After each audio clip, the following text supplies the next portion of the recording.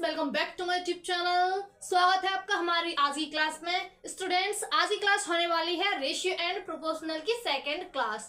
तो स्टूडेंट्स, आज का पहला सवाल है, यदि P अनुपात Q बराबर 7:3 तथा Q R बराबर 6:7 हो तो P अनुपात R कितना होगा।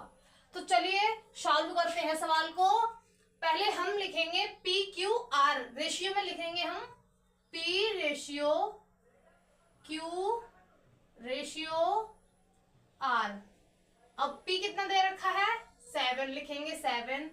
Q कितना है 3 और इधर Q कितना दे रखा है 6 और R दे रखा है 7। अब क्या करना है हमको, इन सबको करना है बराबर। तो इसमें किससे मल्टीप्लाई करें कि इनके मान बराबर हो जाए। तो 3 और 6 को बराबर करेंगे तो किससे गुणा करेंगे, 3 में हम गुणा करेंगे 2 से और 6 में गुणा करेंगे 1 से। अब इसके आगे वाले में भी हमें 1 से ही गुणा करनी है और इसमें करनी है 2 से। लिखते हैं P कितना हो गया 14 रेशियो, ये कितना हो गया 6 रेशियो, ये हो गया 7।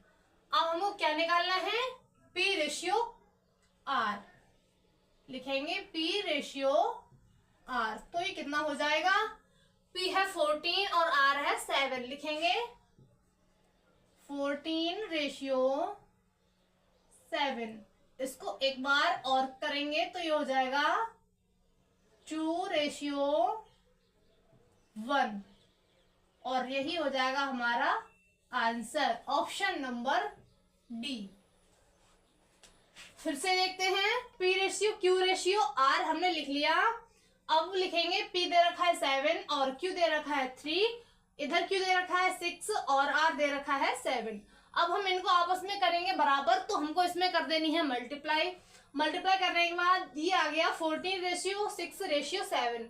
अब हमको निकालना है P रेशियो R, लिखेंगे P ratio R equal to 14 ratio 7। इसको एक बार और सॉल्व करेंगे तो ये हो जाएगा 2 ratio 1, option number D 2 ratio 1। आई होप आप सभी को ये सवाल काफी अच्छे से और सरल तरीके से समझ आया होगा। करते हैं अगला सवाल, यदि A अनुपात B बराबर 2:3 तथा B अनुपात C बराबर 4:5 हो तो A अनुपात C का मान होगा। सेम इसी तरीके से हम इस सवाल को भी करने वाले हैं सॉल्व।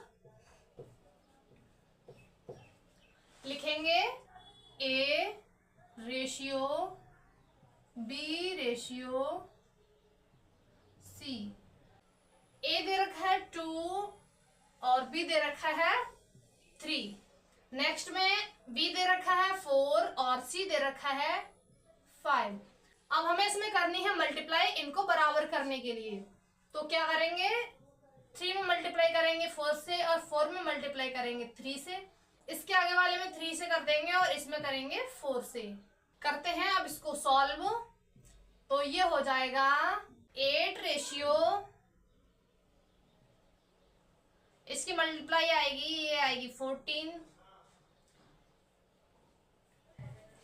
तो ये इसकी मल्टीप्लाई भी 12 आएगी और इसकी मल्टीप्लाई 12 आएगी।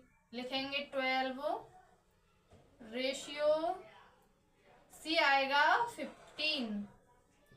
अब हमको पूछ रहा है सवाल में A रेशियो C, तो निकालेंगे हम A रेशियो C। तो ये कितना हो जाएगा, A कितना आया है 8 रेशियो C कितना है 15। आगे देखेंगे तो ये इतना ही आएगा, कट नहीं रहा, तो ये हो जाएगा हमारा आंसर A अनुपात C equal to 8:15, option number A।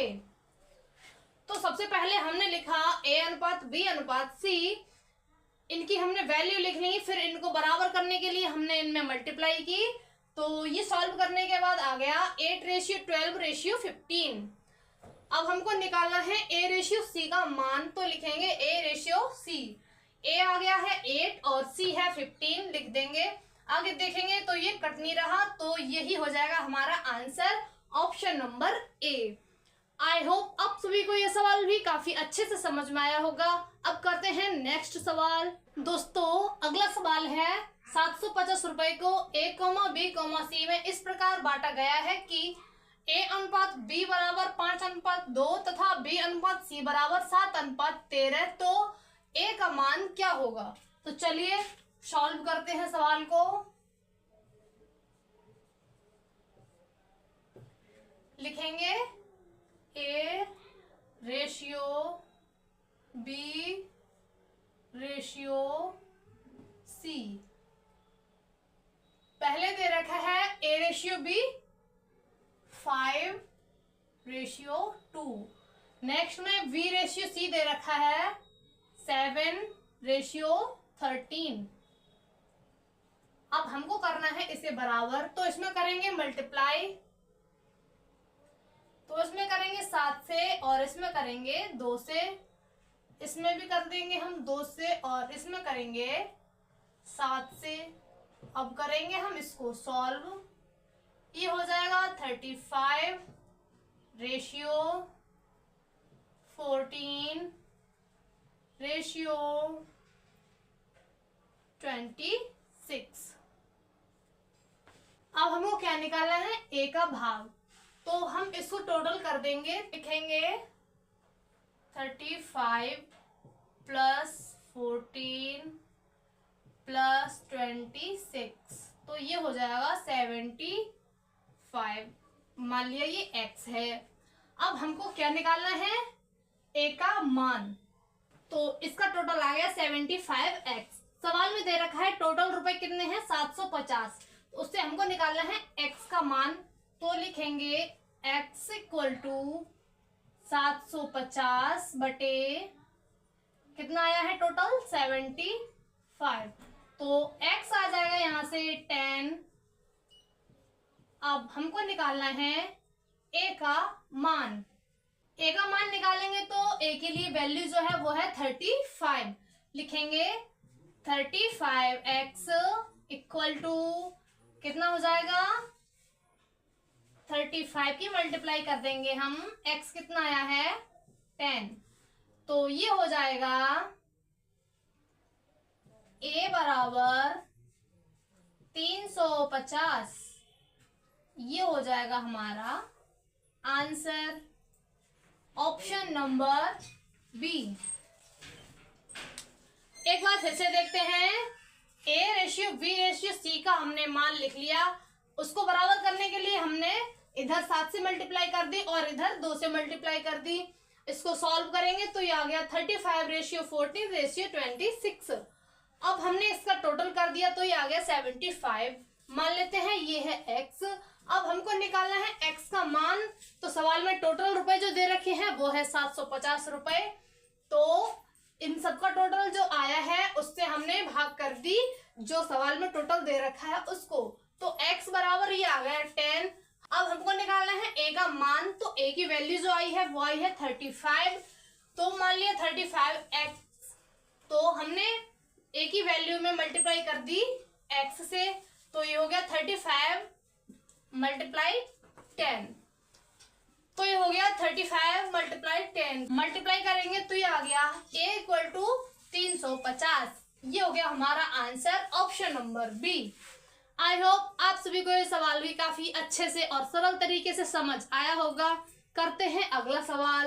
3 संख्याओं का महत्तम समापवर्ग तक 24 है। यदि ये संख्याएं 35 रेशियो 55 रेशियो 77 के रेशियो में हो तो सबसे छोटी संख्या क्या है? तो चलिए सॉल्व करते हैं। जो 3 संख्या सवाल में दे रखी हैं उन सबका टोटल HCF कितना दे रखा है? 24। और जो रेशियो दे रखा है वो है 35 रेशियो 55 रेशियो 77। इन सब में जो छोटी संख्या है वो है 35। तो हमको क्या करना है? लिखना है सबसे छोटी संख्या क्या होगी। लिखेंगे सबसे छोटी संख्या क्या हो जाएगी 35 और जो HCF है टोटल उससे हमको कर देनी है इसमें मल्टीप्लाई, तो ये आ जाएगा 840 और ये हो जाएगा हमारा आंसर ऑप्शन नंबर सी। सवाल में तीनों संख्याओं का जो HCF है वो दे रखा है 24। अब हमको निकालनी है सबसे छोटी संख्या। रेशियो दे रखा है 35 रेशियो 55 रेशियो 77। इन समय जो छोटी संख्या है वो है 35, तो 35 की मल्टीप्लाई कर देंगे हम जो टोटल HCF है उससे, तो ये आ गया 840 ऑप्शन नंबर सी। ये हो गई सबसे छोटी संख्या। अगर पूछता है सबसे बड़ी संख्या तब लिखेंगे हम सबसे बड़ी संख्या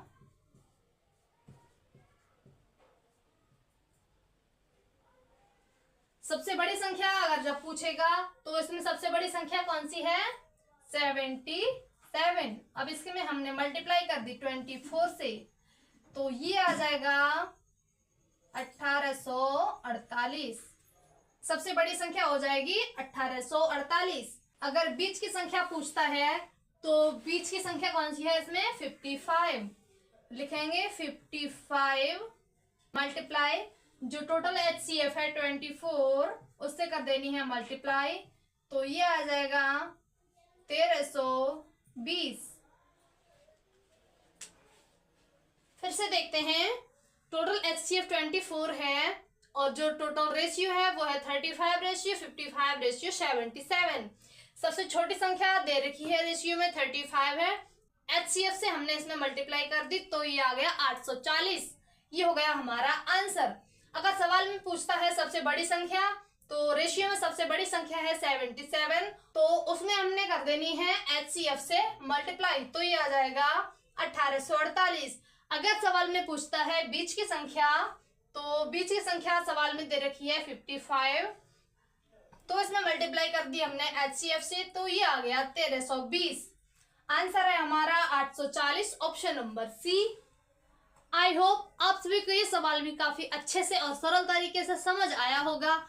करते हैं नेक्स्ट एंड लास्ट क्वेश्चन। दोस्तों अगला सवाल है, यदि किसी संपत्ति के 2/3 भाग का मूल्य 7000 रुपए हो तो इसके 1/3 भाग का मूल्य ज्ञात कीजिए। तो चलिए सॉल्व करते हैं सवाल को। सवाल में दे रखा है 2/3 भाग का मूल्य कितना है 7000। 2/3 भाग का मूल्य अगर 7000 रुपए है, सवाल में पूछ रहा है 1/3 भाग का मूल्य, तो हमको निकालना है 1 भाग का मूल्य। 1 भाग का मूल्य, तो ये कितना हो जाएगा 7000/2। तो 1 के लिए कितना आ जाएगा, तो 1 के लिए आ जाएगा 3500 रुपए। इसका मतलब क्या हुआ 1/3 भाग के लिए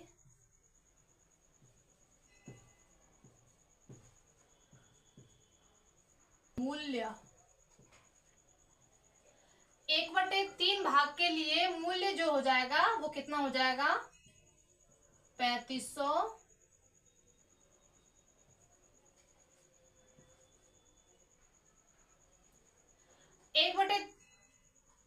2/3 भाग के लिए जो मूल्य दे रखा है वो है 7000 रुपए।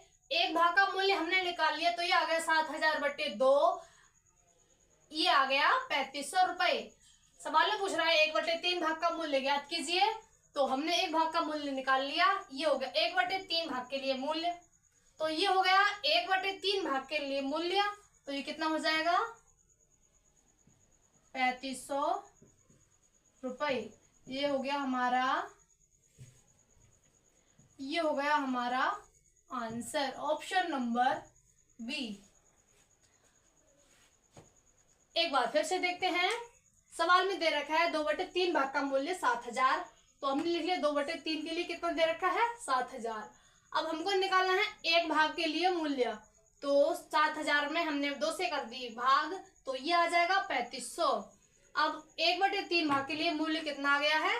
3500, और यही हो गया हमारा answer, option number B. I hope आपको आज के सारे क्वेश्चंस, आज की पूरी क्लास काफी अच्छे से समझ आई होगी, काफी सरल तरीके से समझ आई होगी। इसका फर्स्ट टाइप हमने अपने चैनल पर पहले से ही अपलोड कर दिया है, तो आप जाकर हमारे चैनल को जरूर ही विजिट करें। आज के लिए इतना ही, मिलते हैं नेक्स्ट वीडियो में, तब तक के लिए थैंक्स फॉर वॉचिंग, बाय।